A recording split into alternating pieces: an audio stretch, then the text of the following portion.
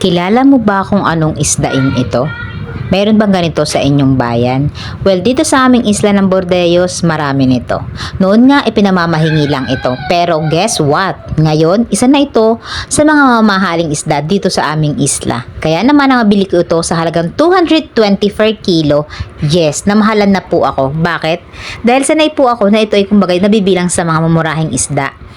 Pero ngayon ay talagang siya high class at ibinabiyahe na din ito. Ganon siya ka-quality, ganon ang sarap niya. Dahil siya nga ay lalo ay nabili mong mataba. Yung ganito na talagang makikita mo nagtutulas ang taba niya. Yan po hindi sa bawha, yan po yung mismong taba-taba niya kasama ng pag-iihaw sa kanya.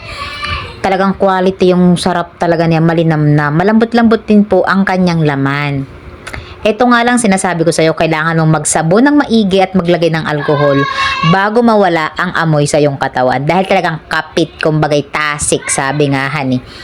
Parang durian, mabaho siya pero masarap. Ganito rin ito. Kaya yung iba hindi ko masisisi kung bakit sura sa surahang ito. Dahil nga sa amoy. Pero ako, hindi ako nasusura dito dahil ito ay mahal ko at ito yung aking isa sa mga paboritong isda. Heto nga at ito na lang agad ang natira, manera. Akala ko ay madaming matitira. Pero tingnan nyo mamaya.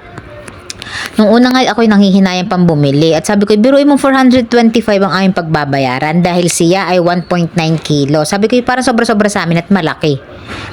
Ay sabi ng asawa ko ay huwag magtipid sa pagkain, bihira lang naman. Lalo't nagkikrave nga ako. Matagal na akong hindi nakakain ito, parang ilang buwan na.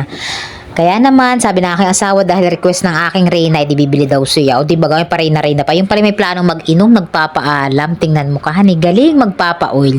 Buti lang sabihin ko na huwag naman at unang araw ng duty, wag muna, ay nakinig sa akin. Ay, very good doon ang aking master. Talagang gustong ma-premiuhan. Char.